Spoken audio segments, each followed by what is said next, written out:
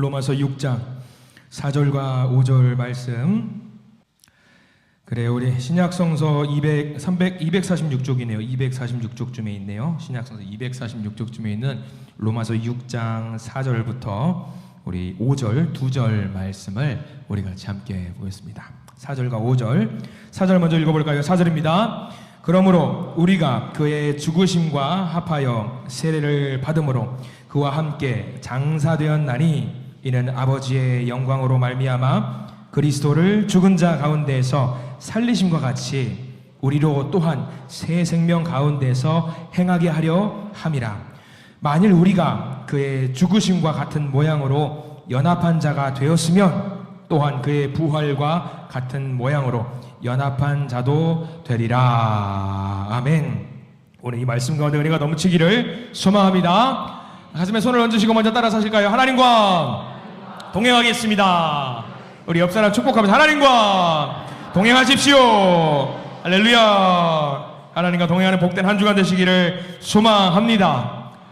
아까 점심시간에 잠깐 사무실을 갔다가 손을 좀 잠깐 씻는다고 화장실을 다녀오던 그 순간에 손목에 시계가 없음을 알고 목사님 시계 어디 갔어요? 라고 물어보시는 분들이 몇 분 계셨습니다. 이거 파급이 커요, 여러분들. 이제 계속 제 손목만 보실까봐. 그래요, 오늘 말씀 오후 예배 때는요, 사도신경 강의 6번째로 제목을 여러분들 주고 한번 참고하셔야 돼요. 부활과 재림을 믿습니다. 아마 기독교 교회 다니시는 분들 중에 제일 많이 궁금한 문제에 대한 걸, 부활과 재림에 대한 문제, 굉장히 중요한 개념이죠. 우리가 기독교인으로 살아갈 때 부활이 없다라고 생각을 해보세요. 그거 상상이 되세요? 상상 안 됩니다. 재림이 없다? 상상이 안 되지요. 근데 여러분들, 부활하기 위해서 먼저 해야 되는 게 뭔지 아세요? 먼저 죽어야 돼요. 부활하려면은 기본적으로 전제가 뭐냐? 내가 죽는다예요, 여러분들. 이게 굉장히 중요해요. 나는 부활을 믿습니다. 나는 예수 그리스도와 함께 부활하고 싶습니다. 그럼 먼저 내가 뭘 해야 돼요? 내가 죽어야 돼요. 근데 사람들은 내가 죽는다라는 거는 받아들이지 못해요. 부활은 원하는데 내가 죽는 거는 받아들이지 못하는 경우가 굉장히 많아요. 세상 사람들과 조금 다르게 우리 크리스찬들은 조금 다른 모습이에요. 제가 여러분들도 대동소이할 겁니다. 죽음에 대해서 많이들 보시는 경우가 어디냐면 보통 우리 장례식장을 가면은 어떤 죽음의 삶과 죽음의 경계선상 속에서 슬퍼하는 모습들을 우리가 보고는 있어요. 근데요, 여러분들 기독교인들, 크리스찬들의 장례식은요, 세상 사람들의 장례식과는 조금은 양상이 모습이 달라요. 슬퍼는 해요. 슬퍼는 하는데 곧 다시 일어납니다. 다시 일어날 수 있어요. 장래가 행복하다 그걸 말하는 게 아니에요. 슬프지만 힘들지만 하늘 소망 바라보면서 다시 이겨낼 수 있는 미소를 찾는다. 이게 우리 크리스찬이 경험할 수 있는 죽음이에요. 우리는 알고 있어요. 비록 우리가 죽음이 힘든 과정이긴 하지만 그 과정 너머에 뭐가 있다라는 것을 우리가 알고 있냐면 소망이 있다라는 것을 알고 있기 때문에. 믿지 않는 분들은요, 죽음 앞에서 절절매는 모습을 볼 때가 있어요. 죽지 않으려고 발악을 하는 모습도 있죠. 어떻게든 1초라도 더 살아보겠다라고 하는데 왜 그러냐면 소망이 없기 때문이에요. 돈이 많은 사람들이라고 해도 재물이 많고 명예와 권세가 많은 사람이라고 할지라도 죽음 앞에서는 아무 소용이 없거든요. 자기가 갖고 있는 그 무엇도 자기 수명을 책임져 주지 못하기 때문에 사람들은 불안을 느끼게 됩니다. 근데 우리 믿는 자들은요, 저와 여러분들은요, 달라요. 좀 열성적인 분들은 그렇게 말씀하신 분들을 본 적이 있습니다. 어떤 분들은요, 목사님 하나님 나라 빨리 갔으면 좋겠어요 라고 말씀을 하시는 분들 계세요. 여러분들 어떠세요? 하나님 나라 빨리 가고 싶으세요? 한 분도 없어요. 하나님 나라 가고 싶으면 한 분도 없어요. 도대체가 한 분도 없어요. 어떤 분들은 좀 믿음이 조금 격하신 분들은 얼른 죽었으면 좋겠어요. 그런 말 하지 마세요. 그런 말 하면 안 되는 거예요. 천국으로 일찍 가는 것과 일찍 죽었으면 좋겠다는 완전히 다른 이야기예요. 다른 이야기. 어떤 믿는 사람들은 그 죽음에 대한 두려움이 상대적으로 덜해요. 왜 그러냐? 모르는 길이지만 조금은 두렵지만 그 길을 누가 먼저 가셨냐면 예수님이 먼저 가셨어요.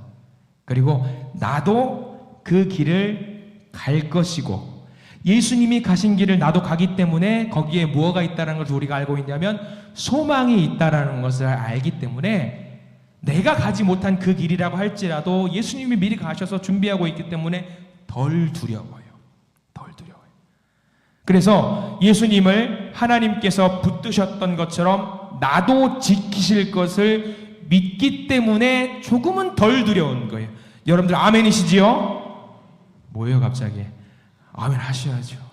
아멘 하셔야 돼요. 성경에도 우리 모두가 반드시 죽음 앞에 서게 된다고 기록이 되어 있습니다. 히브리서 9장 27절 말씀을 우리 같이 볼 텐데요. 죽음에 대한 내용이 히브리서 9장 27절 말씀에 기록이 되어 있어요. 화면 나올 수 있나요? 방송실 히브리서 9장 27절 같이 한번 읽어보겠습니다. 한번 죽는 것은 사람에게 정해진 것이요 그 후에는 심판이 있으리니 누구도 심판을 피할 수 없어요. 근데 우리 믿는 자들은 이 상황 속에서도 붙잡을 수 있는 존재가 있어요. 바로 우리 하나님이세요. 하나님께서 우리에게 부활의 믿음을 주셨거든요. 그의 아들이신 예수 그리스도를 통해서 부활을 보여주셨어요. 부활을 통해서 우리의 죄가 사함을 받게 된다는 것을 알게 됐어요. 어떤 분들은 그래요. 아니 예수님이 부활이 나랑 무슨 상관이에요? 그래서 그분의 부활을 믿기는 한데 그분의 부활과 나의 부활과 무슨 상관이에요? 아무 상관없잖아요. 어떤 목사님이 적절한 답을 주셨어요. 고린도전서 15장 20절 21절 말씀을 통해서 한 목사님께서 그것에 대해서 설명을 했는데 오늘은 조금 어려워요. 집중해서 잘 보셔야 되는데 고린도전서 15장 20절 한번 화면 띄워주시기 바랍니다. 같이 읽어보겠습니다. 시작. 그러나 이제 그리스도께서 죽은 자 가운데에서 다시 살아나사 잠자는 자들의 첫 열매가 되셨도다. 사망이 한 사람으로 말미암았으니 죽은 자의 부활도 한 사람으로 말미암는도다. 자, 저 말씀이 무슨 말이냐? 예수님께서 죽으셨어요. 근데 예수님께서 부활하심으로 말미암아 우리도 그 부활에 참여할 수 있는 길을 열어놓으셨다라는 거예요. 자, 조금 쉽게 이해해 볼게요.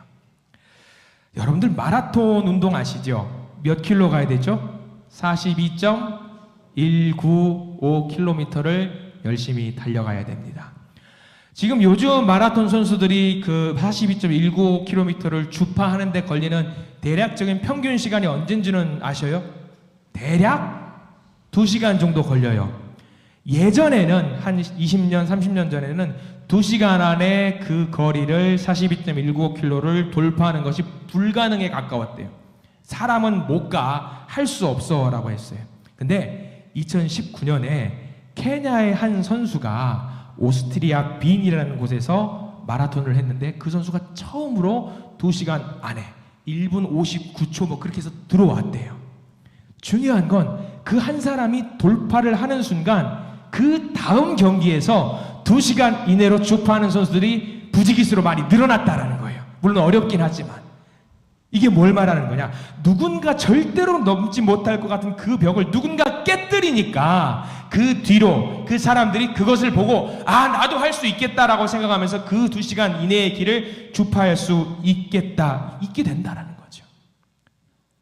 누군가 하니까 그 마음속에 뭐가 생겨요? 희망과 소망이 생겨서 아 나도 할 수 있겠다.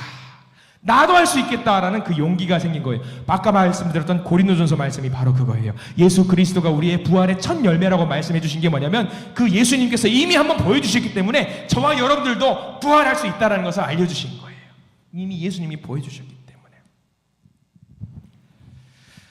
아담 한 사람의 죄로 인해서 우리가 죄 가운데 살게 되었지만 예수님께서 부활하셔서 우리가 부활을 소망하고 희망할 수 있게 되었다라는 말이죠. 예수님의 부활을 두고 초대교회에서도 많은 가설들을 세우고 사람들은 안 믿으려고 했대요. 예수님께서 기절하셨다가 나중에 깨어나신 거다라고 말하는 사람도 있었고요.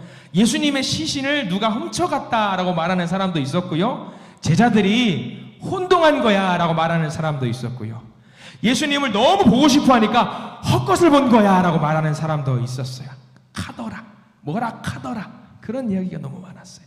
지금도 그런 이야기는 많아요. 근데 예수님의 부활에 대해서 공격이 이렇게나 많은 이유가 뭔지 아세요? 교회를 향한 공격. 이게 우리 믿음의 핵심이기 때문이에요. 이게 무너지면은요 다 무너지거든요. 사도 바울은 그래서 이렇게 고백을 했어요. 고린도전서 15장 17절, 18절, 19절 말씀 있는데 우리 같이 한번 읽어보려고 해요. 고린도전서 15장 17절 방송실 한번 띄워주시기 바랍니다. 고린도전서 15장. 방송국장님? 없어요? 오늘 좀 반응이 좀 느리네요. 나중에 저 좀 봐요. 자, 고린도전서 15장 17절부터 19절 말씀 같이 읽어보겠습니다. 시작. 그리스도께서 다시 살아나신 일이 없으면 너희의 믿음도 헛되고 너희가 여전히 죄 가운데 있을 것이요 또한 그리스도 안에서 잠자는 자도 망하였으니. 그 다음 19절입니다. 만일 그리스도 안에서 우리가 바라는 것이 다만 이 세상의 삶뿐이면 모든 사람 가운데 우리가 더욱 불쌍한 자이리라. 우리가 만약에 부활이 없다면, 하나님 나라가 없다면 우리 전부 다 바보라는 거예요. 우리 전부 다 바보라는 거예요. 그러니까 하나님 나라가 없다? 아니다. 있다. 우리는 바보가 아니다. 우리는 억울하지 않다. 부활은 있다. 그만큼 부활이 중요하다는 거죠. 그래서 이게 너무 중요하기 때문에 사단이 계속 그 부활 신앙을 흔드는 거예요. 근데 이거는요, 카더라가 아니에요. 성경에 말한 풍경에 보면은요, 예수님이 부활하셨다는 것을 본 증인이 500명이 넘어요. 성경에 기록되어 있어요. 자, 우리가 500명 넘는 사람 이야기를 좀 볼 텐데 고린도전서 15장 4절부터 6절까지 말씀이 있어요. 자, 몇 명이 예수님의 부활을 받는지 한번 잘 볼까요? 시작. 장사 지낸 바 되셨다가 성경대로 사흘 만에 다시 살아나사 게바에게 보이시고 후에 12제자에게와 그 후에 500여 형제에게 일시에 보이셨나니 그 중에 지금까지 대다수는 살아있고 어떤 사람은 잠들었으며. 자, 몇 명? 저기만 계산해 보세요. 예수님께서 부활하신 걸 본 사람이 몇 명입니까? 510?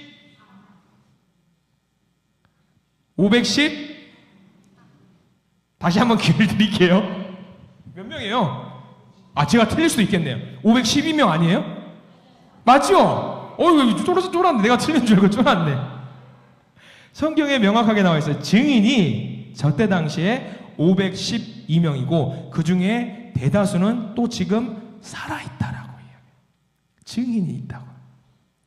그리고 중요한 것, 더 재밌는 증거가 있어요. 그 다음을 잘 보셔야 돼요. 사도 바울도 증인이라고, 나도 봤다라고 하는 내용이 나오는데 고린도전서 15장 8절 말씀. 자, 다음 화면이거든요. 15장 8절 시작. 맨 나중에 만삭되지 못하여 난 자 같은 내게도 보이셨느니라. 사도 바울에게도 513명만 있었을까요? 성경이 저 기록되어 있을 저 당시에 증인이었던 대부분의 사람들이 살아있었어요. 그게 기록이 되어 있는 게 성경 말씀이죠. 사람들이 그러는 거예요. 안 봤다라고 말을 할 수가 없어요. 왜? 너도 봤어? 너도 봤어? 나도 봤어. 너도 봤어? 나도 봤는데 너도 봤단 말이야? 이렇게 된 거예요. 나 안 봤어. 아유, 왜 못 봤어? 그때 그분이잖아. 아, 그분이야? 이렇게 해서 다 512명, 13명 되는 분이 다 증인이라는 거예요. 그게 성경에 기록되어 있어요. 누군가가 야, 그거 거짓말이야 라고 하면 500명이 달려드는 거죠. 나도 봤어 라고 하는 거죠. 증인이 사실이라는 거죠. 근데 잘 보세요. 가장 중요한 증거가 뭐냐면 몇 명이 봤다라는 게 중요한 게 아니라 가장 확실한 증거가 있어요. 뭐냐면 부활하신 예수님을 만나기 전에 제자들이 어떻게 행동했는지 여러분 성경에 기록되어 있죠. 예수님께서 십자가에 매달리시고 나서 그 다음에 제자들 어떻게 해요? 문 걸어 잠그고 꼭꼭 숨어서 나오지도 않아서 겁에 덜덜덜 떨면서 나 잡아가면 어떡하지? 라고 걱정을 했어요. 그런데 이 사람들이 한순간에 갑자기 변화돼가지고 목숨을 걸고 사방팔방 돌아다니면서 복음을 전해요. 갑자기 이게 왜 변화가 돼요? 충격적인 일이 자기들한테 있지 않고서는 그걸 못해요. 야, 우리 복음 전하러 갑시다. 나 무서워. 가자고. 무섭다고. 그런데 갑자기 그 무섭다는 사람이 우리 가자고. 그래, 가자. 우리 저기로 가자. 갑자기 사람이 변화가 돼요. 그럼 뭐가 있어요? 뭔가 중요한 사건이 있었기 때문에 그 사람들이 변화가 된 거예요. 사도행전에 그 기록이 나와 있어요. 완전히 바뀌어버려요. 무슨 사건이 있었을까요? 예수 그리스도를 만난 사건이 있었기 때문에, 부활하실 것이라고 약속했던 걸 직접 보여주신 예수님이 나타나셨기 때문에 그것을 보고 제자들이 용기를 얻었어요. 아, 예수님 부활하셨어. 그래, 이제 우리는 그 사명 붙들고 나가면 되겠다. 완벽하게 변화된 제자들이 그 증거인 거예요. 중요한 것은 부활하신 주님이 그때 당시에 제자들만 만나 주신 것이 아니라 저와 여러분들도 만나 주셨다라는 사실입니다. 지금 우리들에게도 찾아오시고 만나 주셔요. 자, 그럼 정리해 볼게요. 부활 신앙으로 산다라고 하는 것이 무엇이냐? 주님이 나와 함께 하시기 때문에 내 인생이 절망적이고 문제가 많고 낙심이 되고 다 꺾인 것처럼 보이지만 죽음을 이기신 주님으로 인해서 내 안에 새로운 소망이 생기는 것이 바로 부활 신앙이에요. 그게 핵심이에요. 죽었다 살아났다라는 것보다 더 중요한 것, 내 안에 죽음을 이기신 주님께서 내 안에 계신다라는 게 부활 신앙, 그 부활의 믿음으로 살아가셔야 됩니다. 저를 한번 따라서 해보실까요? 이런 믿음이에요. 나는 죽고 예수로 살아가는 것이 부활의 신앙입니다. 이거예요. 나는 죽고 내가 예수로 살아가는 것이 부활의 신앙이에요. 그래서 여러분들 옆에 계신 분들이 그냥 아무나 있는 그 아무개가 아니에요. 작은 예수예요. 한 분 한 분이. 그 예수로 살아가시는, 그게 바로 부활의 신앙이에요. 자, 부활의 신앙을 이해했습니다. 한 걸음 더 나아가야죠. 사도신경에서 뭐라고 말했냐면 이 부활하신 예수님이 뭐 하신다고 했어요? 다시 재림하신다고 했어요. 재림하시는 것을 믿는 거예요. 사도신경의 고백은 예수님께서 부활하셨고요, 그걸 재림하신다라는 얘기예요. 재림을 왜 하실까요? 여러분 사도신경 봐보세요. 거기 뭐라고 나와 있는지, 재림을 왜 하시는지 사도신경 보셔요. 중간쯤에 보면 그게 나와 있죠. 장사한 지 사흘 만에 죽은 자 가운데서 다시 살아나시며 하늘에 오르사 전능하신 하나님 우편에 앉아 계시다가 저리로서 산 자와 죽은 자를 심판하러 오신다는 거예요. 이 사도신경은요, 심판하실 예수님이 오신다는 것을 믿는 거예요. 여러분 무서워요, 안 무서워요? 왜 무서워요? 심판이라고 하니까 무섭죠. 죄 있으니까. 뭔 잘못을 그렇게 잘 저지르셨길래 무서워요? 심판하러 오신다. 근데 여러분들 심판하러 오시는 것을 믿으시죠? 무서우니까 이제 안 믿으려고 그러시는데, 자, 여러분 보십시오. 성경 말씀 하나만 더 볼게요. 사도행전 1장 11절 말씀 제가 가져왔어요. 화면 띄워주세요. 자, 어떻게 오실 것인지 자 읽어보겠습니다. 시작. 이르되 갈릴리 사람들아 어찌하여 서서 하늘을 쳐다보느냐? 너희 가운데서 하늘로 올려주신 이 예수는 하늘로 가심을 본 그대로 오시리라 하였느니라. 자, 오시리라. 왜 오신다? 심판하러 오신다. 그게 우리에게 주신 약속이에요. 문제는 언제 오실지 알아요, 몰라요? 아무도 몰라요. 아무도 몰라요. 예수님이 다시 오신다라는 문제 때문에 한국 사회가 한번 뒤집혔던 적이 있어요. 1992년 10월 정도로 기억을 하죠. 뭐죠? 다미선교에 있었죠. 그날 예수님이 오시는 날을 아는 사람들이 모여서 생 난리를 한번 피운 적이 있죠. 근데 예수님께서 재림하는 날짜를 아는 사람이 있을까요? 우리 성경에는 아무도 없다고 나와요. 다음 화면 띄워주시면 되는데 마가복음 13장 32절 말씀, 요거 잘 보셔요. 요거랑 이 다음 내용 하나 더 보여드릴 텐데 잘 보셔요. 자, 한번 읽어보겠습니다. 시작. 그러나 그날과 그때는 아무도 모르나니 하늘의 천사들도 아들도 모르고 오직 아버지만 아시느니라. 자, 잘 보십시오. 저기는 마태복음 24장 36절인데 똑같은 말씀이 마가복음 13장 32절에 있어요. 중요한 거는 천사들도 안다, 모른다? 모른다. 아들은 누구예요? 예수님, 재림하실 분이죠. 재림하실 분도 자기가 언제 내려갈지 안다가 모른다? 몰라요. 누구만 아신다? 아버지만 아신다. 근데 여러분들 궁금하시죠? 언제 오실지. 제가 여기서 언제 온다라고 말하면 저는 이단이에요. 중요한 건, 더 중요한 거예요. 저거보다 더 중요한 게 이 다음 사도행전 1장 7절 말씀. 그 다음 보여주십시오. 읽어볼게요. 시작. 이르시되 때와 시기는 아버지께서 자기의 권한에 두셨으니 너희가 알 바 아니요. 너희가 알 바가 아니래요. 언제 오실지 관심은 있으시겠지만 니들이 알 바가 아니래요. 왜 알려고 하는 거예요? 알 바가 아니에요. 여러분 궁금하시죠? 알 바가 아니래요. 알려고 하지도 말래요. 왜 그게 궁금하냐는. 저게 더 중요한 말이에요.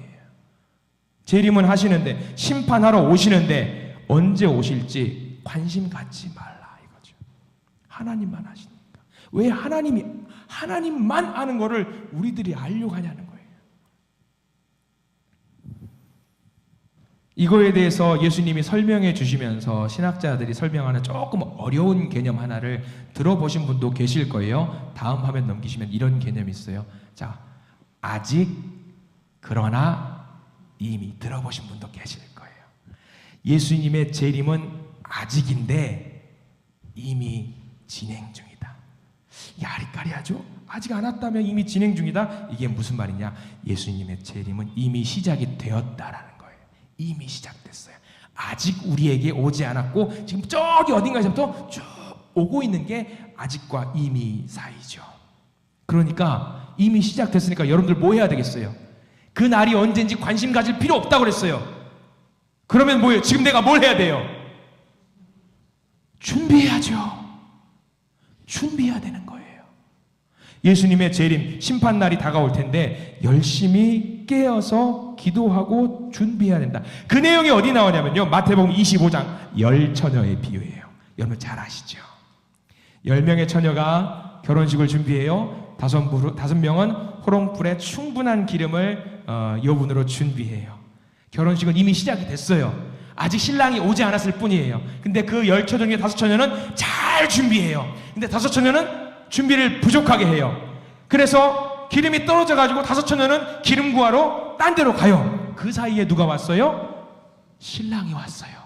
잘 준비한 사람은 아직과 이미 사이에 있던 그 잘 준비한 5처녀는 신랑과 함께 그 잔치에 들어간다라는 이야기가 10처녀의 비유, 아직과 이미 그 이야기인 거죠. 그러면 여러분들은 그거를 이해할 수 있는 거예요. 어리석은 5처녀를 두고 예수님이 말씀하시죠. 마태복음 25장 13절 말씀, 우리 화면 보고 같이 한번 읽어볼 텐데요. 시작. 그런즉 깨어있으라. 너희는 그날과 그때를 알지 못하느니라. 재림하시는 그때는 누구도 알지 못한다. 심판날은 알지 못한다. 그러니까 지금 우리가 그 시대를 살아가고 있기 때문에 지금 우리가 해야 되는 것, 깨어서 기도하고 준비하고 있으라는 거예요. 아까 다시 한번 말씀 이어가 볼게요. 재림하러 오시는데 뭐하러 오신다고요? 심판하러 오신다라고 했어요. 저리로서 산자와 죽은 자를 심판하러 오시리라. 저리로서라는 말은 거기로부터예요. 거기서부터 심판하러 오신다. 어려운 의미 아니죠? 자, 심판이라고 하는 것은 어감이 좀 무섭죠. 왜? 이제 심판하러 오시니까 두렵잖아요. 나 이제 벌 받아야 될 것 같아서.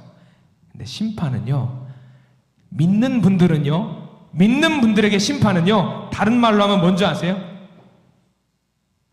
뭐 비슷한 맥락일 수도 있겠지만 저를 따라서 하시기 바랍니다. 구원이에요.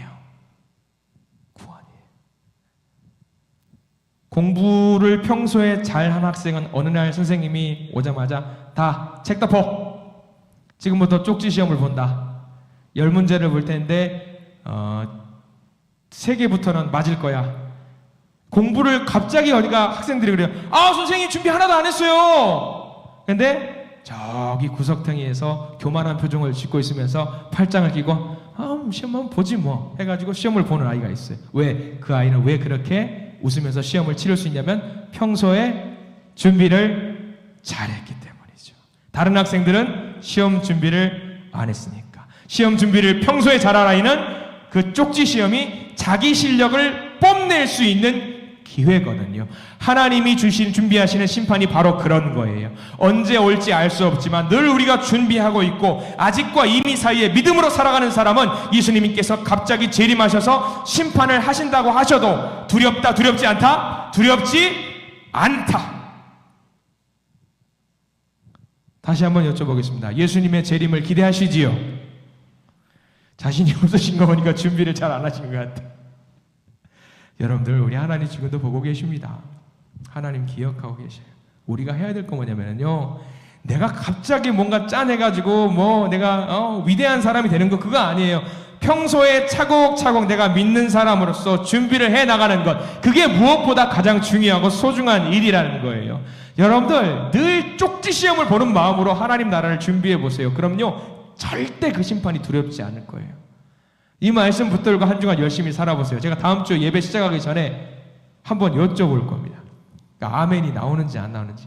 한 주간 쪽지 시험 준비 잘 하셨습니까? 제가 앞에서 여러분 성경책 다 덮으세요. 시험 볼게요. 보라지 뭐. 한번 내가 뭐 자신 있게 내가 봐주지 뭐. 까짓거 뭐. 이런 마음으로 예배를 임하실 수 있는 저와 여러분 되시기를 축원합니다. 늘 그런 마음으로 하나님이 준비하시는 그 심판을 준비하세요. 그러면은요, 심판이 무섭다 안 무섭다?